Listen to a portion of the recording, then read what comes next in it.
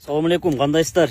Биз бүгүн атайын Баткенге келип, Кыргыз-Тажик чегарасында зым тартуу иштерин көрөлү деп келсек, жөнөкөй эле бир жерге келип эле отуруп эле сүйлөп коеюн десем, мондай ок иштетилген октор да. Кадимкидей. Дал ушул жерлерде жайнап жатат. Бир эмес, бир нече жолу ок атышуу, конфликттер, мындайча айтканда согуш эле болду да ачык эле.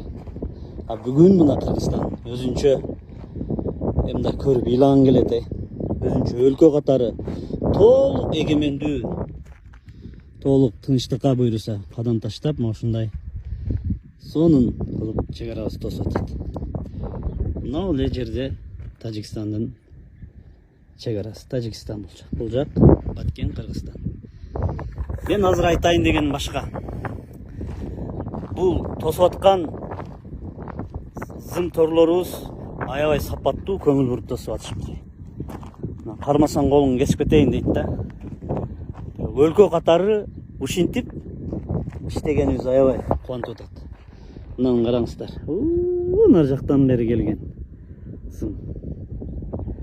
Аскерлерге жана Токтобой деген жеңебиз түштөнүүгө Абетке атайын Бишкектен ырчыларды алып келип, койлорду союп, аштам деп келиптир. Баткендин келини да милдетин аткарып коеюн деп.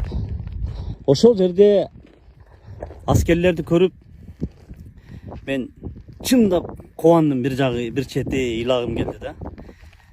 Сурасак 7 дубандан Чүй, Ысык көл, Нарын, Жалал-Абад, Баткен, Ош бардык жактан келген балдар.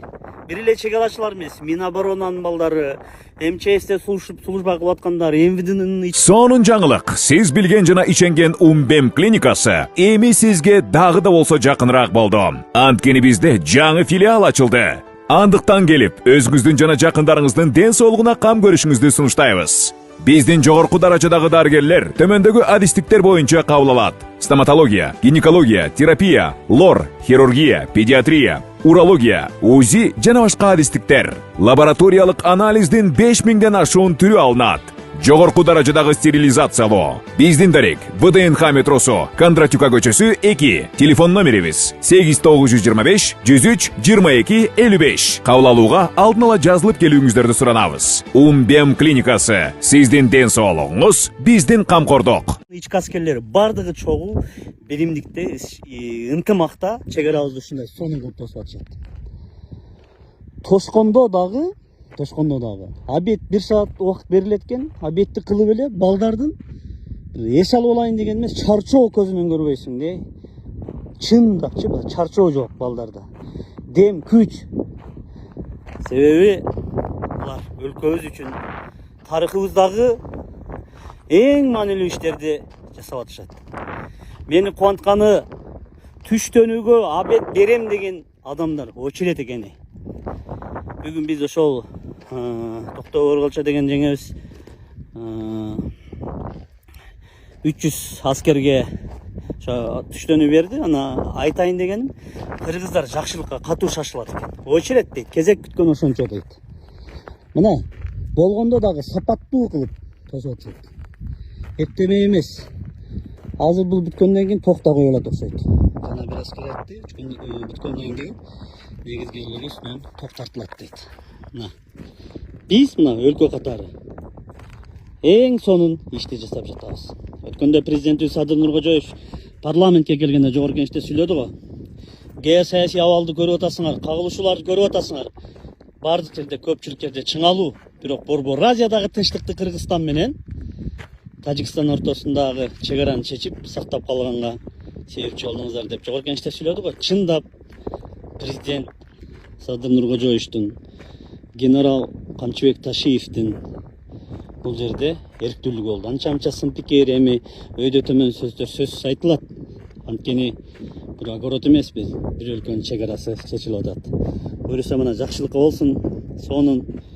Анан местный адамдардын көз карашы кандай деп сурасам, алар дагы дейт, келип тамактарын кылып берип, сүйүнүп, кубанып, анткени тынчтык. Бул жерде жана башында көрсөттүм го, ок атылган.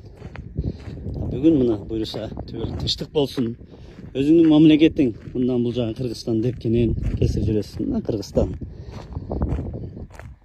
Бул иштерди салым кошкон бардык адамдарга терең ыраазычылык, ошонун ичинде жогорку кеңеш, бул акыркы чакырылыштагы жогорку кеңешти ким эмне дебесин, алар дагы өзүнүн саясий эркин көрсөтүп, ратификация иштеринде өзүнүн эркин көрсөтө алды.